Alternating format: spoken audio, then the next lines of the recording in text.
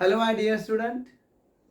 Welcome you again in this lecture number 20 of this topic, human reproduction.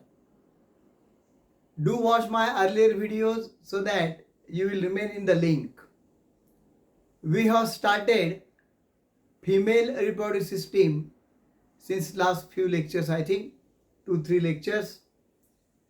Now we are going to learn the different parts of this female reproductive system. We have studied ovaries.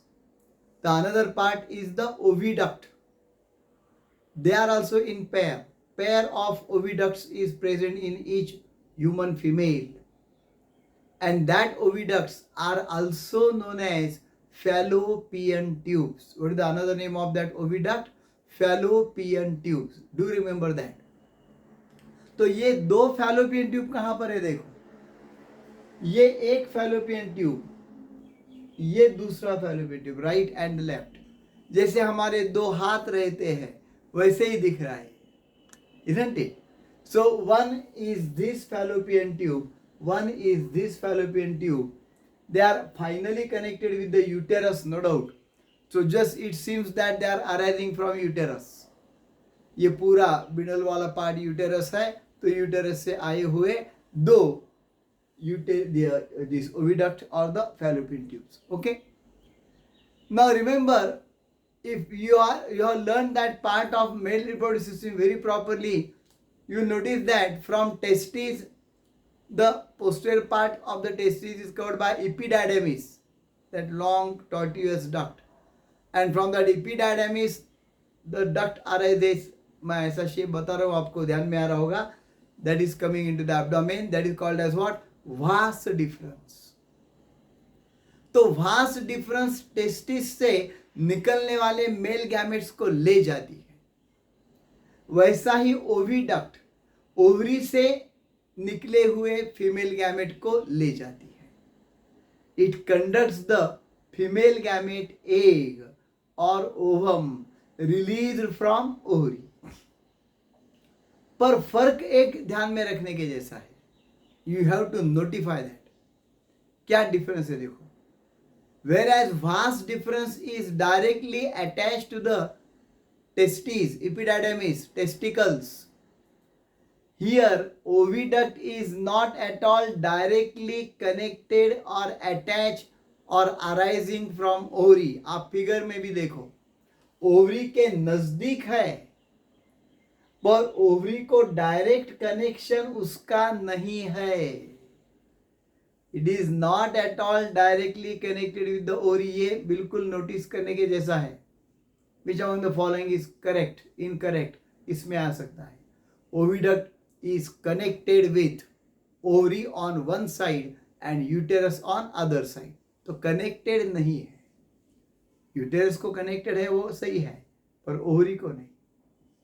Okay, now each oviduct is lying parallel there to the peritoneum, connected on one side to the uterus, on other side it is open in the lower abdominal cavity, and it is about 10 to 12 centimeter long, just muscular tube.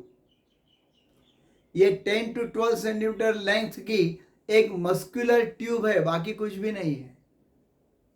Internally hollow. Tube कैसा hollow रहता है अंदर से. Okay. और ये जो part है, ये ओविडक्ट जो है, जो हॉलो इनसाइड है, मस्कुलर है, 10 to 12 सेंटीमीटर है. क्या साइज मैं बता रहा हूं उसका? 10 to 12 centimetre in the length, and that is muscular hollow tube. ये मस्कुलर ट्यूब है, हॉलो ट्यूब है internally. Okay.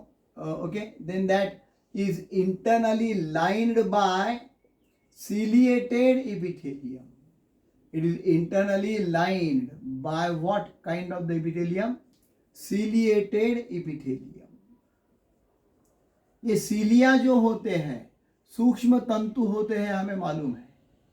They can push the material forward. अब इसका जो मेन काम है वो पहले ध्यान में ले लो. क्या होता है ओव्यूलेशन के टाइम में?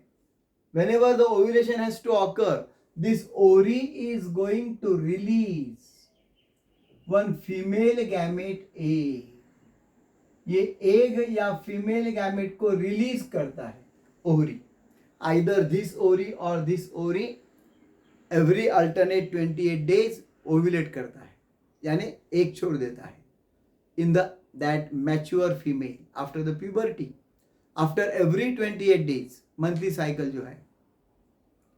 तो उसमें ये 14th day of that menstrual cycle हम लर्न करेंगे, ये एग बाहर आता है, ओवरी के बाहर आता है, यानी एब्डोमिनल कैविटी में आ जाता है, वहां पे कुछ एब्डोमिनल फ्लूइड होता है, so it goes on just tilting there. अब देखो ये ओविडक्ट के 3 पार्ट्स हम बताते हैं। One is known as infundibulum, funnel shaped structure.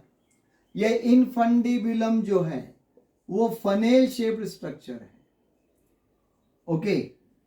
And then the next part is there immediately next in internal to the infundibulum ampulla, और उसके बाद में आता है isthmus connected to the that uterus, और जिसे कॉर्निया भी कहते हैं, ओके। अब ये जब इन्फंडिबुलम फनेल शेप्ड है, that is lying in front of that ovary, ovary के नजदीक है, ओके। और ये फनेल के जैसा है, ऐसा ऐसा फनेल के जैसा। उसका जो माउथ है, ओपनिंग है, that opening is known as ostium. Infundibulum that is funnel shaped, having one opening there, that is called as the ostium, और उसे हम माउथ कहेंगे उसका, and that is lined by very sensitive finger like structures known as fimbriae. So ostium and fimbriae are the parts of infundibulum of oviduct. Correct answer. अब देखो fimbriae जो finger like है बहुत ही सेंसिटिव है, they are very sensitive structures. ये जब egg बाहर आएगा, then it goes on tilting there in that abdominal fluid, peritoneal fluid. ये जो एब्डोमिनल फ्लूइड वहां पे होगा, तो फीमेल के बॉडी का स्टेशनरी थोड़ी होती है, इधर से उधर चलती रहती है, डायनामिक है। फीमेल तो ज्यादा डायनामिक रहती है, इजंट इट? तो वो एब्डोमिनल फ्लूइड टिल्ट करेगा, तो उसके वजह से ये जो एग है, that egg will also move, and when the egg will, वो इमूवेबल है, एग खुद नहीं मूव हो सकता, पर because of the peritoneal cavity fluid movement it may come in contact with this fimbriae. तो फिम्ब्री सेंसिटिव है, as soon as they come in contact with this particular fimbriae come in contact with the egg, they grab that egg. Finger like structures है, तो बिल्कुल वो egg को पकड़ लेते हैं। टेंटेकल्स हाइड्रा के आपको याद आते होंगे, वैसा ही है। और वो पकड़ते हैं, and then they drop that egg into the ostium, into the oviduct. उसको ओविडक्ट के अंदर ढकेल भी देते हैं, जैसा बिल्कुल हमारा जो फेवरेट डिश है उसमें क्या समझो, एक कचौरी है या कुछ पेड़ा है या कुछ है, कुछ स्वीट है, हम बिल्कुल लेते हैं द फिंगर से एंड ढकेल देते हैं, कहां पे? माउथ के अंदर गया अंदर, ओके। वैसे ही ये एग को अंदर ढकेल देते हैं, and then that egg is pushed inside by cilia of that ciliated lining, and then they will be carried into this part of the oviduct known as ampulla. दोनों भी oviduct का ampulla है। This ampulla is considered actually as a site for fertilization. Which of the following is a site for fertilization? Basically, biologically, जहां पे fertilization होना चाहिए actually, वो ये है। यहां पे एग आया है, सपोज बाय चांस उसी दिन क्वाइटस यानी संभोग प्रक्रिया हो गई है, तो ये सीमेन अंदर आया है वजाइना से, और वो स्पर्म्स एक्टिव रहते हैं, दे विल एंटर इनसाइड। वो मोटाइल है, उनको टेल रहती है, तो ये इधर उधर घूमते रहते हैं एग की खोज में। And then suppose some of the sperm, यहाँ पे एम्पुला में एग आया है, और स्पर्म अगर माइग्रेट करते वहां तक आ गए, then definitely one of the sperm first come first isn't it? One of the sperm will fuse with this egg to form that zygote, that is fertilization. So ideal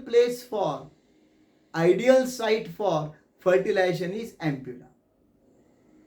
पर अगर सीमेन नहीं आया है तो इस एग को ढकेलते ढकेलते ढकेलते ढकेलते यूटेरस में भी लाया जाता है, एंड बाद में अगर सीमेन आ गया है तो यूटेरस में भी हो सकता है. So fertilization may take place anywhere, not necessarily always in the ampulla. It may take place in isthmus, it may take place in that particular part of what, uterus. Okay, सीमेन और उसका timing जमना चाहिए. So this is ampulla. उसके बाद में next वाला जो narrow portion थोड़ा रहता है, ये फिगर में देखो, ये थोड़ा नैरो रहना चाहिए. Then that is called the isthmus or cornea by which it is connected to the uterus. So basic function of oviduct क्या होना चाहिए? To capture the egg with the help of that fimbriae and to conduct or transport the egg or ovum up to the uterus, or to bring about the fertilization in ampulla, and then transport the zygote up to that particular uterus. Okay, so this is the function of that oviduct or fallopian tube. So I hope you have understood this. So watch this again and learn the part very carefully. So do like, share and subscribe to my channel. We'll meet again definitely in the next lecture. Till then, take care and keep learning with me. We'll meet again definitely in the next lecture. Thanks a lot.